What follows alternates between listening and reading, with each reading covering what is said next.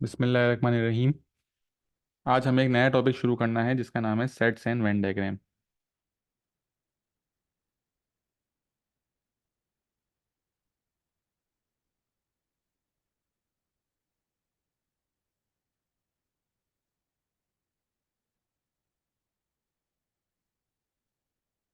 अच्छा, sets and Venn diagram में सबसे पहले हमें कुछ सिंबल्स याद करने होंगे।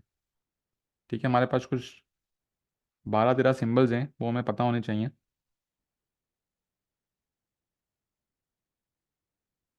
वो मैं इस पेज पे आइडेंटिफाई कर देता हूँ, आप लोग साथ साथ लिख भी लो अगर आप लोग को लिखना हो तो।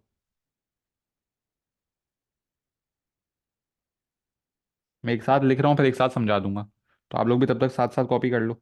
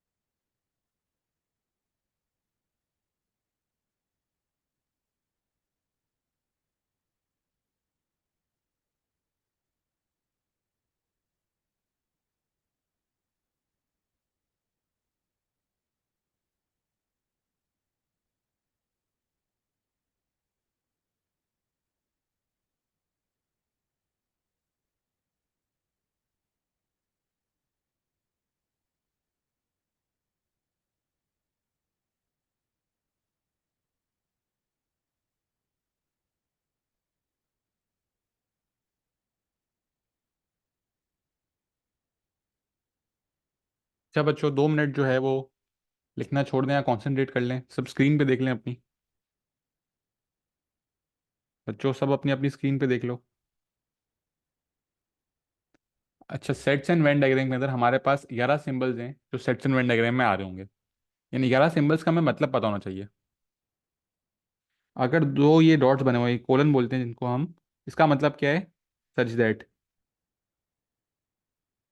ये ई क्या रिप्रेजेंट कर रहा है इस तरह का ई? ये रिप्रेजेंट कर रहा है यूनिवर्सल सेट, मतलब आपके सवाल में कितनी चीज़ें आ सकती हैं। फिर लिखा हुआ है ए नॉट। ए नॉट उसी तरह है जो हमने प्रोबेबिलिटी में पढ़ा था। अगर किसी चीज़ की होने की प्रोबेबिलिटी 0.6 है, तो उसके ना होने की प्रोबेबिलिटी क्या होगी? 0.4। तो हम लोग कॉम्प्लीमेंट लगा देते, ये साइन लगा देते हम लोग। तो यहाँ भी यही है ए, और ये ऊपर एक डंडी बनी हुई, इसका मतलब क्या है? A complement. मतलब पूरे सेट में ए के अलावा जो चीज़ें बच जाएंगी वो ए कॉम्प्लीमेंट हो जाएंगी। फिर नंबर 4 है एन ए। मतलब जो आपके पास सेट दिया हुआ होगा ए का, उसमें कितनी चीज़ें आ रही हैं, कितने नंबर ऑफ एलिमेंट्स है उसके अंदर। जैसे एक एग्जांपल अगर मैं आप लोगों को दूं, मैं आप लोगों को बोलूँ एक यूनिवर्सल सेट है जिसमें सारे लेटर्स आते हैं। तो कौन कौन से लेटर्स आएंगे उसमें? ए से लेकर जी तक जितनी भी लेटर्स हैं। ठीक है।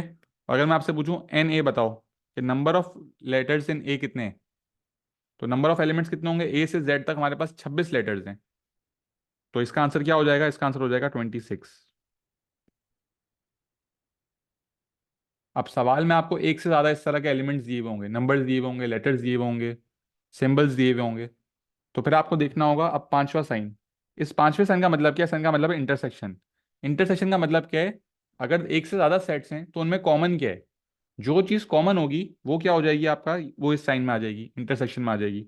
मेन बात क्या रखनी है? इंटरसेक्शन का मतलब क्या है? Write down the common elements. इस वर्ड को हाईलाइट भी कर लो। राइट डाउन द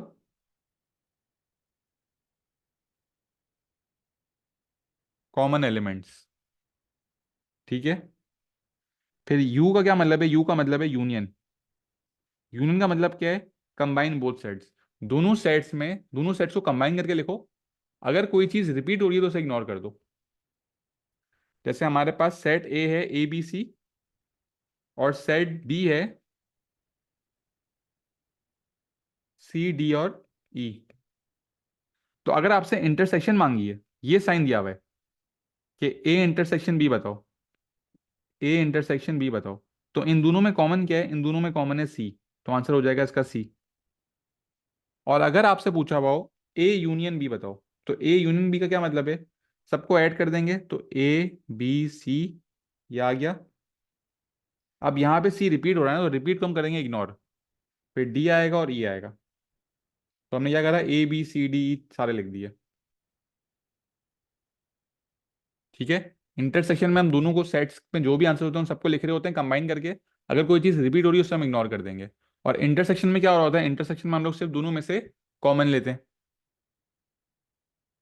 फिर ये साइन किसका है? ये साइन है फाइ का। फाइ का मतलब क्या है? एम्प्टी सेट या नल सेट। मतलब कोई भी उसके अंदर, कोई सेट के अंदर कोई नंबर आ ही नहीं रहा। आपके पास जो डेटा दिया होगा, आपसे जो सवाल पूछा हुआ होगा, उसके अंदर कोई चीज आ ही नहीं रही होगी। तो आप फाइ लिख दोगे। फिर इस ई का मतलब क्या है? ई का मतलब है बिलोंग्स टू। अगर इस ई के ऊपर ये नॉट बना हुआ है तो ई क्या हो जाएगा? Does not belong to. अच्छा, इस ई और इस ई में कंफ्यूज नहीं होना। ये ई जो है ये यूनिवर्सल सेट का ई है, मतलब आपको बताएगा कि सवाल में कितने एलिमेंट्स हैं। और ये ई जो है बता रहा है कि किस पे बिलोंग कर रहा है वो। ठीक है। इसी तरह फिर एक सिंबल है सी का जिसको हम बोलते हैं सबसेट। और अगर इस पे नॉट लग जाए तो नॉट अ सबसेट। अब ये जो चीज़ है ना, ये आपको सवाल करते हुए समझ आएंगी। अब मैं आपको तीन चार एग्जाम्पलें करवाऊंगा जिसमें सारे सिंबल्स आ रहे होंगे, तो आपको ये सिंबल्स और क्लियर हो जाएंगे। अगर आप लोगों ने सिंबल्स कॉपी कर लिए तो अच्छी बात है, अगर किसी ने कॉपी नहीं करे तो बेटा स्क्रीनशॉट ले लो। स्क्रीनशॉट ले लो इसका, ताकि आप लोग अभी आगे देख सको क्या हो रहा है सवालों में।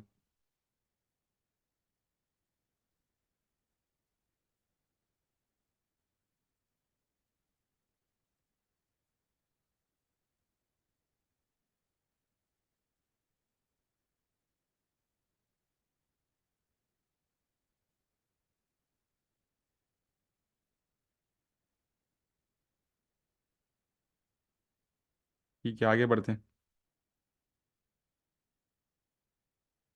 अच्छा, अभी हम लोग सेट्स एंड वेन डायग्राम में सेट्स की बात कर रहे हैं सिर्फ। सेट्स क्या होते हैं? सेट्स होते हैं group of unique elements. Group of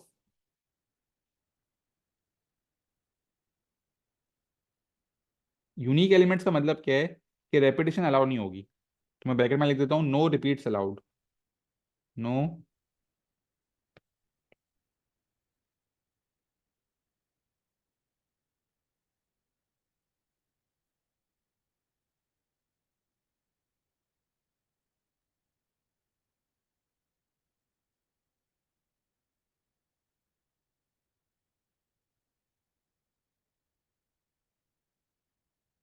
no repeats allowed. ठीक है, जैसे मैं आपको एक एग्जांपल देता हूँ एक।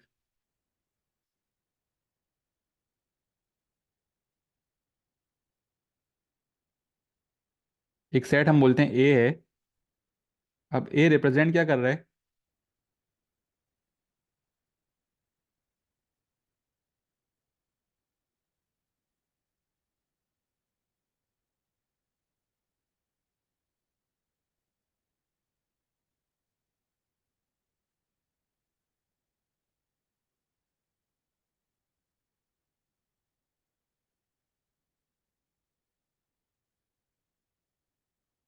अच्छा, अब यहाँ पे लिखा हुआ है एक्स और फिर दो कॉलन बने हुए हैं। इन दो कॉलन का मतलब क्या है बच्चों? इन दो कॉलन का मतलब है सच दैट। तो हम इसको पढ़ेंगे किस तरह? X is such that x is each days names first alphabet. जितने भी दिन हैं उनका फर्स्ट अल्फाबेट ए के सेट में आएगा। तो अब अगर हमें ए का सेट लिखना होगा तो हम किस तरह लिखेंगे? हम लोग बोलेंगे भाई हमारे पास हफ्ते में 7 दिन होते हैं। पहला दिन है हमारे पास मंडे। मंडे का फर्स्ट लेटर क्या होगा? मंडे का फर्स्ट लेटर होगा एम। तो यहाँ पे आ जाएगा एम। फिर ट्यूसडे का सेकंड लेटर क्या होगा? ट्यूसडे का सेकंड लेटर होगा टी। तो यहाँ पे टी आ जाएगा। फिर वेनसडे आएगा। वेनसडे का फर्स्ट लेटर क्या है? डब्ल्यू। फिर थर्सडे आया। थर्सडे का फर्स्ट लेटर है टी। बच्चों क्या मैं यहाँ पे टी लिखूंगा? क्या आप लोग मुझे बता सकते हो क्या मैं यहाँ पे टी लिखूंगा? यस और नो? नो।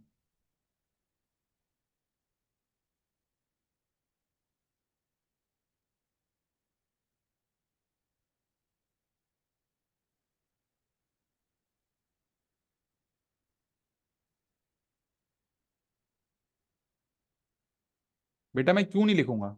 जो बच्चे नो बोल रहे हैं वो नो क्यों बोल रहे हैं?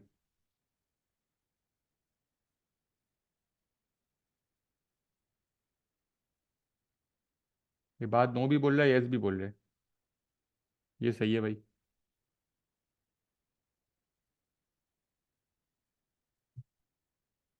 बेटा हम लोग टी क्यों नहीं लिखेंगे? हम लोग टी इसलिए नहीं लिखेंगे क्योंकि टी जो है वो रिपीट हो रहा है। और सेट में कोई चीज रिपीट चीज अलाउ नहीं होती। क्या लिखा हुआ है? Group of unique elements. मतलब रेपिटेशन अलाउ नहीं है। तो अब जो दूसरा टी आ रहा है उसे हम इग्नोर कर देंगे। फिर हम आगे चले जाएंगे, फिर आएगा फ्राइडे। तो फ्राइडे के लिए लिखेंगे हम लोग एफ। फिर सैटरडे का आएगा एस। और फिर संडे में भी एस आता है तो हम लोग वापस एस नहीं लिखेंगे। ये हमारा हो जाएगा answer.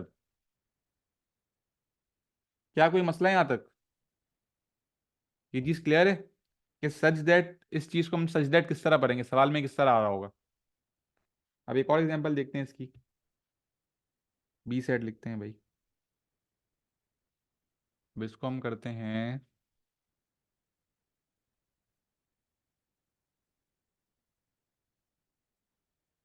Number of days.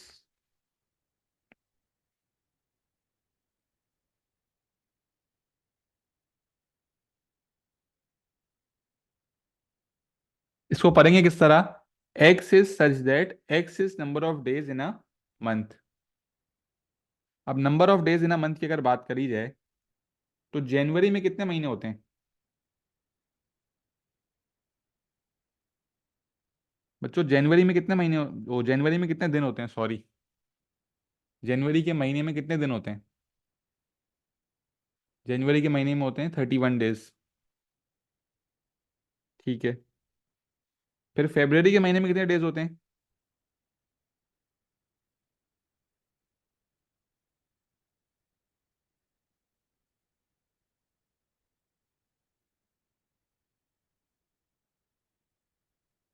February में वैसे होते हैं 28 डेज। तो हम लिखेंगे सबसे पहले 28।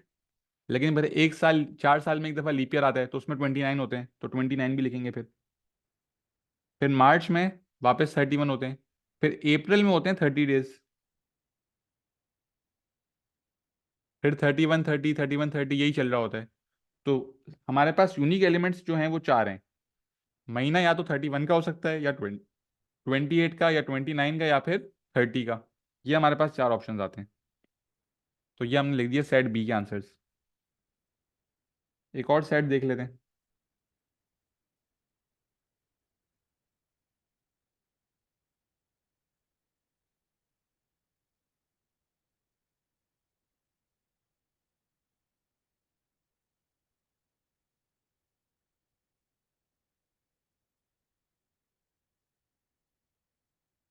क्या लिखा हुआ है?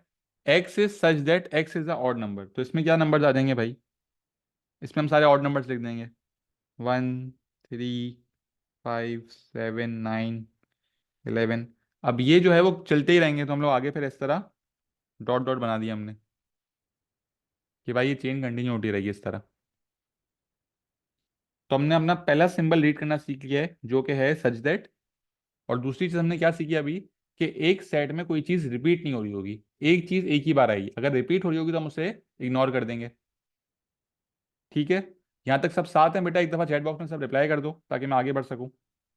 अगले सवाल में हम बहुत सारे सिंबल्स एक साथ सीखने वाले हैं। सब कॉन्सेंट्रेट कर रहे हैं क्लास में? ठीक है, वेरी गुड।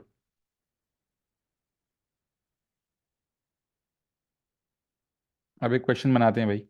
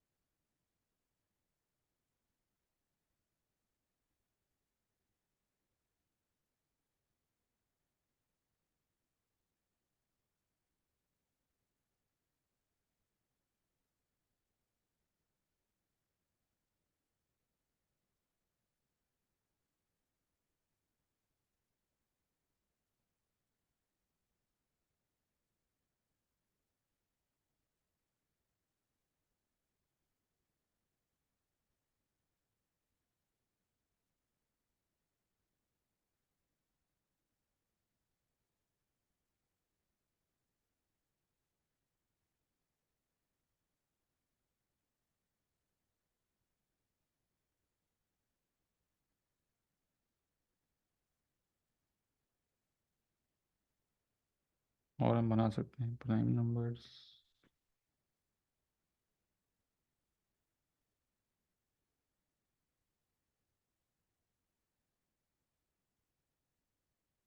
और चीज हम ले लेते हैं।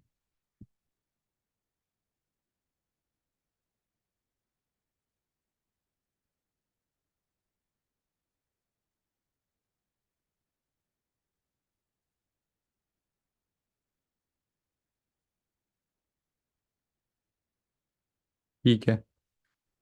अच्छा, सबसे पहले ये जो हमारा साइन आया है ये है यूनिवर्सल सेट का। यूनिवर्सल सेट का क्या मतलब हुआ? हमारे पास सवाल में कितने ऑप्शंस होंगे।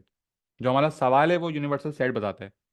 सवाल क्या लिखा हुआ है? X is such that x is greater than equal to 1 but less than 12 and x is an integer. अच्छा, हम लोग ने अब नंबर्स, अब देखो अब जो है ना टॉपिक्स जो है ना, जिस तरह आगे बढ़े ना पुराने टॉपिक से कनेक्टेड होंगे। अब आप देखो इसमें दो चीजें कनेक्टेड हैं। एक क्या चीज है? X is an integer. हमने नंबर्स में पढ़ा था कि इंटीजर्स क्या होते हैं? इंटीजर्स होते हैं होल नंबर्स। ठीक है? और ये चीज हमने इनइक्वालिटी में पढ़ी थी कि इक्वल टू का साइन आ रहा है तो ये नंबर इंक्लूड होगा, और इक्वल टू का साइन नहीं है तो ये वाला नंबर इंक्लूड नहीं होगा। तो हमारा यूनिवर्सल सेट के ऑप्शंस क्या बन जाएंगे? हम लोग बोलेंगे भाई हमारे पास अब क्या ऑप्शंस हैं? हमारे पास ऑप्शंस है 1 2 3 4 5 6 7 8 9 10 11। 12 इंक्लूड नहीं होगा। तो ये बन गया हमारे पास हमारा यूनिवर्सल सेट। अब इस सवाल में से हम लोग देखेंगे यहाँ पे जो नंबर्स दिए हुए हमें, उनमें से इन चारों में कौन कौन से नंबर्स फिट हो रहे हैं। तो अब अगर मुझसे पूछा एग्जामिनर ने ए, तो मैं ए क्या बोलूंगा, ए क्या है हमारे पास, X is an odd number. अब यहां से मैं अपने ऑड नंबर्स देख के लिखूंगा। मुझे अपनी तरफ से ऑड नंबर्स नहीं बताने, मुझे अपने यूनिवर्सल सेट में से ऑड नंबर्स बताने होंगे। तो ऑड नंबर्स क्या क्या आ जाएंगे, 1, 3, 5, 7, 9, 11। ये हो गया हमारा आंसर। बी क्या है, इज अ फैक्टर ऑफ 12, मतलब 12 से डिवाइड हो रहा हो। ठीक है, तो 12 डिवाइड बाय 1 भी होता है तो 1 आएगा, 12 डिवाइड बाय 2 होता है, 12 डिवाइड बाय 3 होता है, 12 डिवाइड बाय 4 होता है, फिर 5 से नहीं होता, 6 से होता है, 7, 8, 9, 10, 11 से नहीं होता। तो ये हमारे पास 12 के फैक्टर्स आ गए। ठीक है, फिर सी क्या है, प्राइम नंबर। प्राइम नंबर क्या होते हैं, वो नंबर जो अपने टेबल में है और 1 के टेबल में है। वो नंबर्स जो 1 के टेबल में आ रहे हैं और अपने टेबल में आ रहे हैं। अब वो नंबर्स कौन से हैं भाई हमारे पास, 1 प्राइम नंबर है, 2 प्राइम नंबर है, 3 प्राइम नंबर है, फिर 4 नहीं है, 5 है प्राइम नंबर, 6 नहीं है, 7 है, फिर 8 नहीं है, 9 नहीं है, 10 नहीं है, और 11 हमारे पास एक प्राइम नंबर है। तो ये आ गए हमारे पास प्राइम नंबर्स। और फिर आखिरी क्या है, is the multiple of 4। Multiple of 4 में हमारे पास क्या आएगा, 4 और 8। तो सच दैट यहाँ पे फिर से आ रहा है। और यूनिवर्सल सेट का मतलब क्या हुआ, ये हमारा सवाल के एलिमेंट्स हो गए। ठीक है, अब इसमें एक और चीज़ सीख लेते हैं। यहाँ पे अब मैं बोलता हूँ भाई हम लोग निकाल लेते हैं ए नॉट, ए कॉम्प्लीमेंट। अब ये अगर साइन आ गया, इसका मतलब क्या है, ए कॉम्प्लीमेंट। मतलब पूरे सेट में से हर चीज यहाँ आएगी सिवाय ए के। ए में जो नंबर्स आ गए वो ए नॉट में नहीं आ सकते, तो जो नंबर्स बच गए वो यहाँ आ जाएंगे। तो 2, 4, 6, 8 और 10 जो है वो यहाँ पे आ जाएंगे ए कॉम्प्लीमेंट में। 2, 4, 6, 8 और 10। इसी तरह अगर मैं बी कॉम्प्लीमेंट की बात करूं, तो बी कॉम्प्लीमेंट में क्या आएंगे, जो नंबर्स यहाँ आ गए उनको हटा दो। तो 1, 2, 3, 4 हट गया, 6 हट गया, बच क्या गए, 5, 7, 8, 9, 10, 11। ये सब बी कॉम्प्लीमेंट में आ जाएंगे। 5, 7, 8, 9, 10 और 11।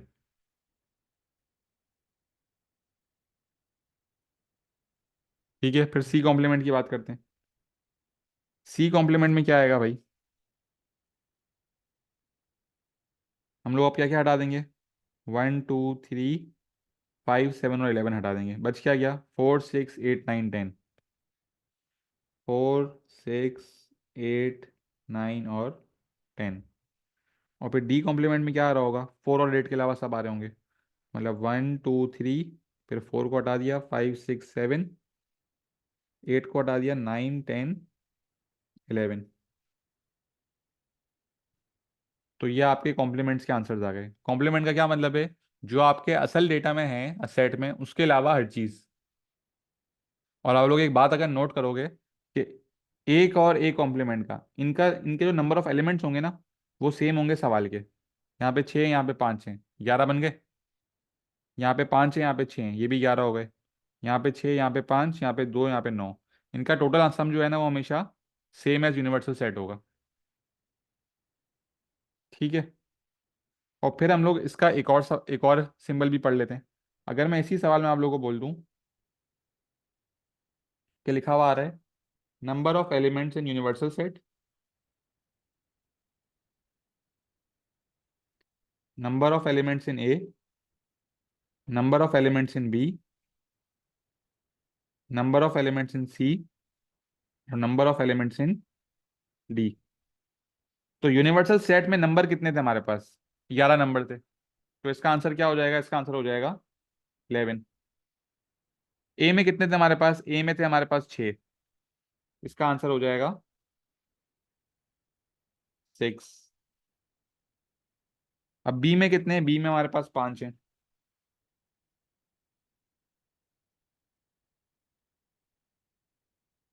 बी में हमारे पास 5 हैं। फिर सी में हमारे पास 6 हैं। और डी में हमारे पास सिर्फ 2 थे, 4 और 8।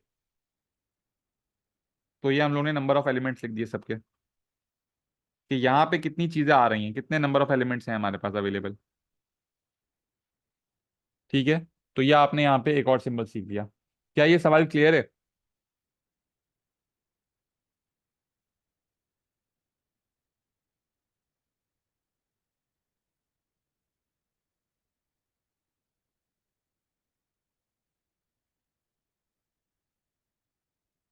ठीक है। तो अभी अगर हम लोग देखें तो हम लोगों ने क्या क्या चीज़ें सीख ली हैं।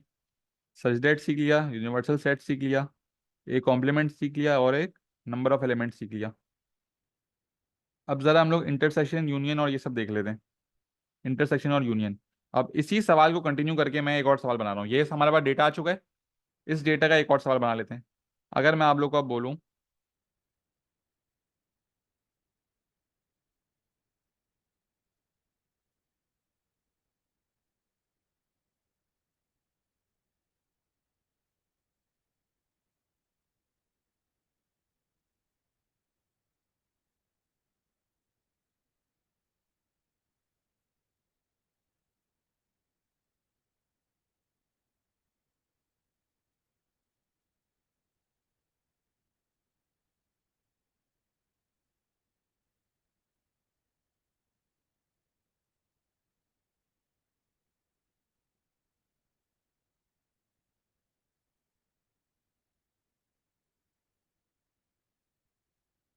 ये हम लोग कुछ एग्जांपल्स देख लेते हैं।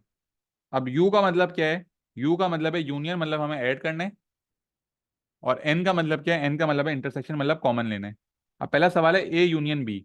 तो दोनों सेट्स को ऐड करके लिखेंगे, लेकिन अगर कोई चीज रिपीट हो रही होगी तो उसे हम लोग इग्नोर कर देंगे। इसका आंसर देखते हैं क्या होता है भाई। A union B. अब ए यूनियन बी करने का तरीका क्या है? ये आपके पास नंबर्स हैं।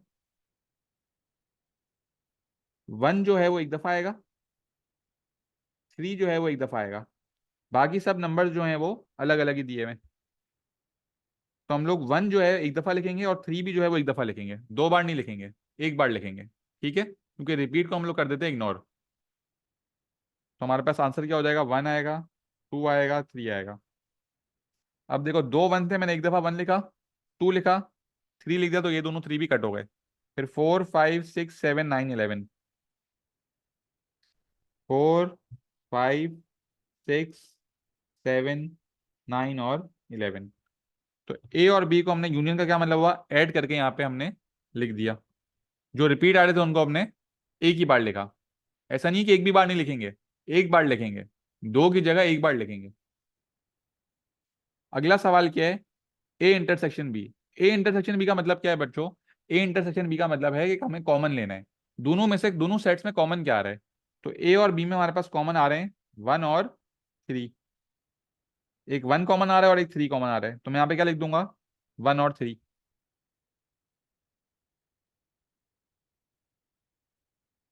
फिर अगला सवाल है बी यूनियन सी।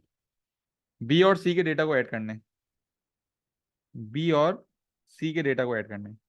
अब बी और सी में आप लोग देखोगे, यहाँ पे भी वन टू थ्री है और यहाँ पे भी वन टू थ्री है। तो हम लोग वन टू थ्री लिखेंगे, लेकिन एक बार लिखेंगे। ठीक है। फिर फोर, फाइव, सिक्स, सेवन और इलेवन। वन टू थ्री एक बार लिखा, फिर फोर, फाइव, सिक्स, सेवन और इलेवन। और फिर अगला सवाल है बी इंटरसेक्शन सी। इंटरसेक्शन का मतलब क्या है? कॉमन। तो कॉमन जो है वो वन टू थ्री आ रहा है। तो ये इसका आंसर हो जाएगा। अब बच्चों, बी कॉम्प्लीमेंट इंटरसेक्शन सी, इसका आंसर मुझे आप लोग बताओ। बी कॉम्प्लीमेंट इंटरसेक्शन सी का मतलब क्या है? कि बी कॉम्प्लीमेंट ये रहा, और सी जो हमारे पास ये रहा। इंटरसेक्शन का क्या मतलब है? कॉमन। इनमें कॉमन क्या आ रहा है? बी इंटरसेक्शन और सी में क्या कॉमन आ रहा है? बी इंटरसेक्शन और सी में क्या कॉमन आ रहा है? बी कॉम्प्लीमेंट और सी में।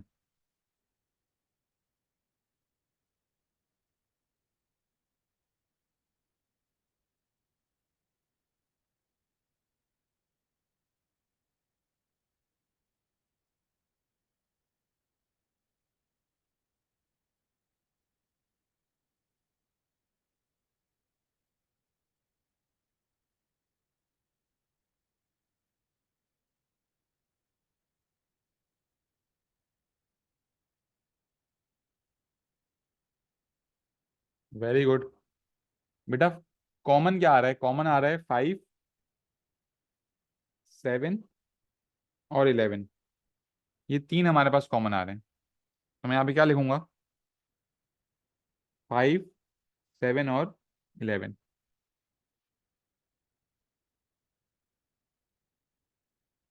फिर पार्ट एफ। पार्ट एफ में क्या हो रहा होगा? A complement union D. A complement का मतलब ये रहा, यूनियन का मतलब होता है ऐड करना, और डी ये रहा। इसका आंसर क्या होगा? A complement union D. बेटा इसका आंसर मुझे सही बताना आप लोग। ए कॉम्प्लीमेंट यूनियन डी का आंसर क्या होगा?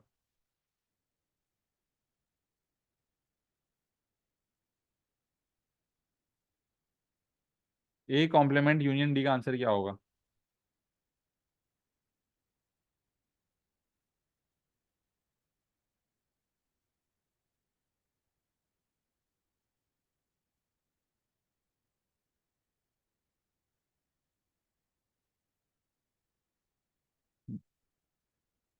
वेरी गुड बेटा।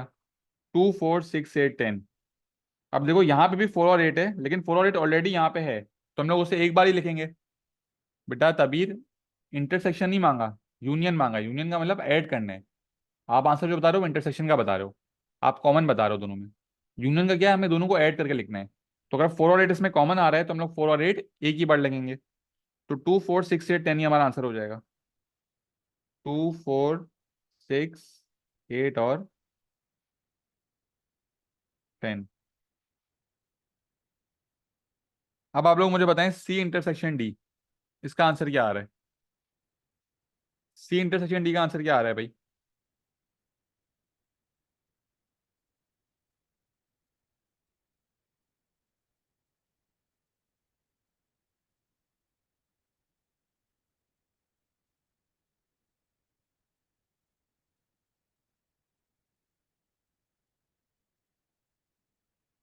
वेरी गुड, इन दोनों में कुछ भी कॉमन नहीं है। सी और डी में कुछ भी कॉमन नहीं है, तो आंसर क्या होगा? आंसर ये होगा, हम लोग ये साइन बनाएंगे फाइ का, क्योंकि इसका मतलब क्या होता है? एम्प्टी सेट या नल सेट, कुछ भी कॉमन नहीं आ रहा। तो आंसर क्या होगा इसका? फाइ।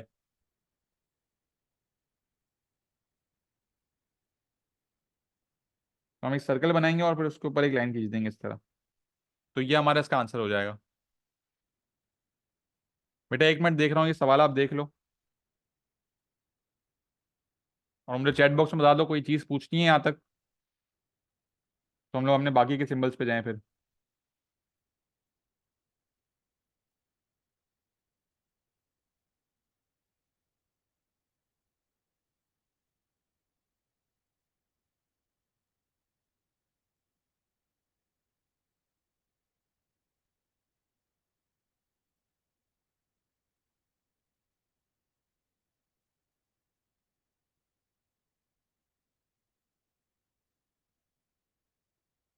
ठीक है, तो अब हमारे पास कौन से सिंबल्स बच गए? इंटरसेक्शन भी सीख लिया, यूनियन भी सीख लिया, फाइ भी हमने सीख लिया। अब ये हमारे पास चार बच गए। इनको हम बोलते हैं स्पेशल सिंबल्स। अब जरा इनका एक सवाल बना लेते हैं। Belongs to, does not belongs to और सबसेट का बनाना है ना। हम थोड़ा लिखते हैं स्पेशल सिंबल्स। हम लोग बोलते हैं ए में हमारे पास है 1, 2।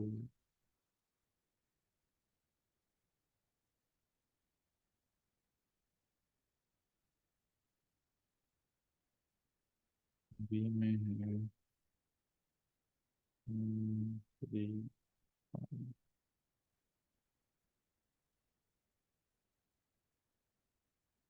अच्छा, हम लोग का सिंबल नंबर 8 था बिलोंग्स टू, और सिंबल नंबर 9 था डज नॉट बिलोंग टू। अब ये इसका मतलब क्या है? जैसे यहाँ पे 1, 2, 3, 4, 5 लिखा हुआ है ए में, और बी में लिखा हुआ है 1, 3 और 5। अब अगर मैं बात करूँ वन की, तो मैं वन को क्या बोल सकता हूँ? कि one belongs to A. One और फिर ये साइन आ गया, इसका मतलब वन बिलोंग्स टू ए, मतलब सेट में इसमें वन आ रहा है। इसी तरह मैं यहाँ पे क्या लिख सकता हूँ? One belongs to B.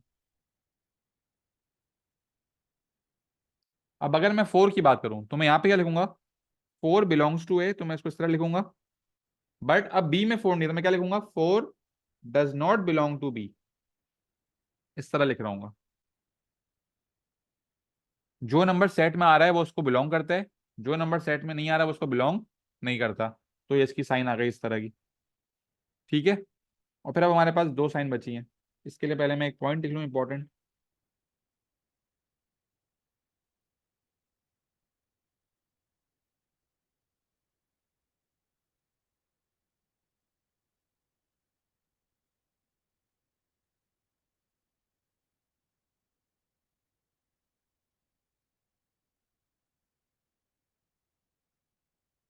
If B set is completely present inside A,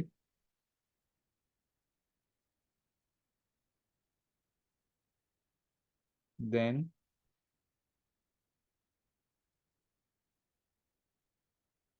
we say that B is a subset of A. क्या लिखा हुआ है यहाँ पे? If B set is completely present inside A, then we say that B is a subset of A. Set A हमारे पास समझो एक दिया हुआ है, 1 2 3 4 5। ये हमारे पास ए का सेट है। तो मैं सर लिखता हूँ 1 2 3 4 और 5। ये हमारे पास ए का सेट है। अब बी का सेट है 1 3 और 5। तो बी का सेट जो है वो इस तरह बन रहा होगा, ये बी है हमारे पास। तो बी जो है वो कंप्लीटली ए के अंदर ही आ रहा है। बी के अंदर जितने भी नंबर्स हैं, जितने भी यूनिवर्सल सेट में हमारे पास एलिमेंट्स हैं, वो सारे ए के अंदर ही आ रहे हैं। तो और वो सारे नंबर्स ए के अंदर आ रहे हैं तो हम क्या बोलेंगे कि बी इज अ, ये साइन बनाएंगे सबसेट ऑफ ए। का मतलब क्या है कि बी के अंदर जो एलिमेंट्स हैं वो सारे ए के अंदर भी हैं। ठीक है। और अगर ऐसा नहीं हो रहा होता, यहाँ पे बी के साथ 6 भी होता, तो हम लोग क्या बोलते हैं? B is not a subset of A. इस तरह हो जाता। यहाँ पे हमने अपने सारे सिंबल्स डिस्कस कर लिए हैं। बच्चों क्या इन सिंबल्स में, इन 11 सिंबल्स में कोई मसला है? एक दफा मैं सिंबल्स लगा देता हूँ, यहाँ से देख लो। कोई ऐसा सिंबल जो रिपीट करवाना हो या क्लियर नहीं हुआ हो? सही एकदम। ठीक है, सबसेट वाला ना?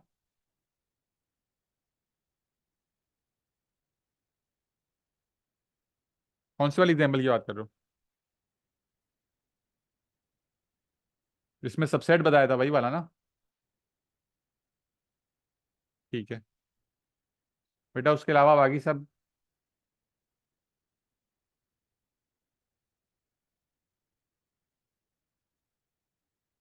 ठीक है, चलो सबसेट देख लेते हैं। सबसेट में मैंने क्या बात बोली कि अगर बी और ए के हमारे पास दो सेट्स दिए हुए हैं, बी के अंदर जितने भी एलिमेंट्स हैं वो सब ए के अंदर ही आ रहे हैं। बी के अंदर जितने भी एलिमेंट्स मौजूद हैं वो सब ए के अंदर ही आ रहे हैं। तो हम क्या बोलेंगे कि बी जो है वो ए का सबसेट है। मतलब सारे एलिमेंट्स अंदर आ रहे हैं। बेटा ये मत बी, ये सेट, ये सी जो है ये सबसेट का साइन है ना। तो B is a subset of A, ये मतलब हुआ इसका। सही है। ये सी जो है ये सबसेट का साइन है आपका। और मैंने फिर क्या बोला कि अगर यहाँ पे बी के साथ 6 भी होता, तो अब ये पूरा सेट जो है वो ए के अंदर नहीं आ रहा ना। तो हम लोग क्या लिखेंगे? B is not a subset of A. नहीं नहीं नहीं नहीं, ये सी इसी तरह होता है। इस सी का मतलब है सबसेट।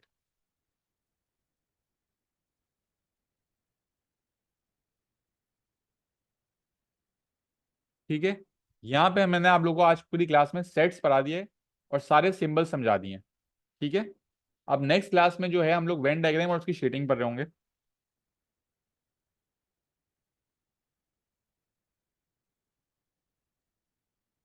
एक काम करता हूँ, मैं जो शेडिंग के पॉइंट्स हैं, स्टेप्स हैं, वो लिख देता हूँ। आप लोग भी साथ साथ कॉपी कर लो। ये मैं एक्सप्लेन आपको नेक्स्ट क्लास में करूंगा।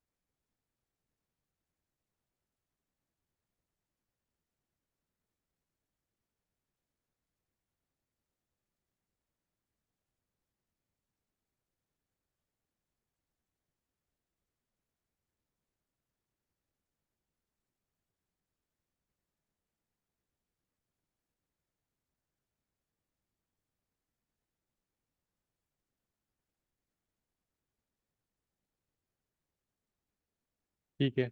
अच्छा बेटा, यहाँ पे मैंने यहाँ पे एक्सप्लेनेशन लिख दी हैं, ये मैं आपको पढ़ के बता देता हूँ बस, ये समझेंगे हम लोग नेक्स्ट क्लास में। ठीक है।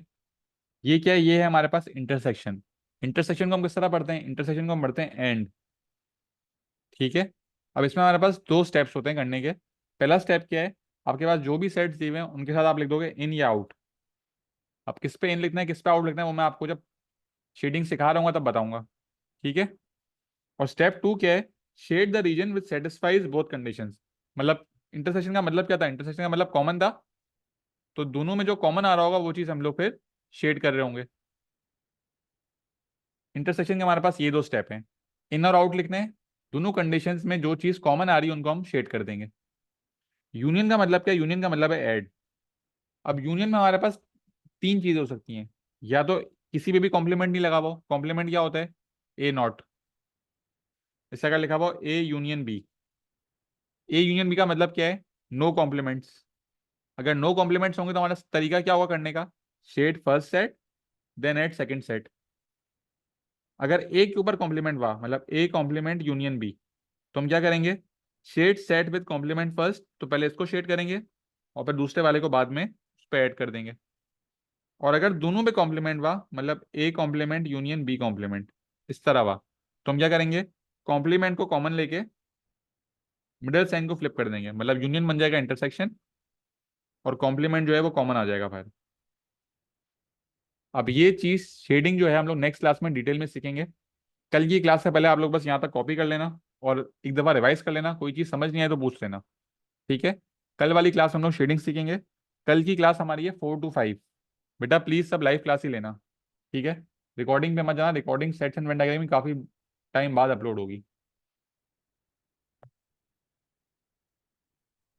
ठीक है बच्चों, आज की क्लास यहीं तक रखते हैं, ग्रुप पे प्रेजेंट मार्क कर दें सब, और कल 4 बजे क्लास में आ जाइएगा।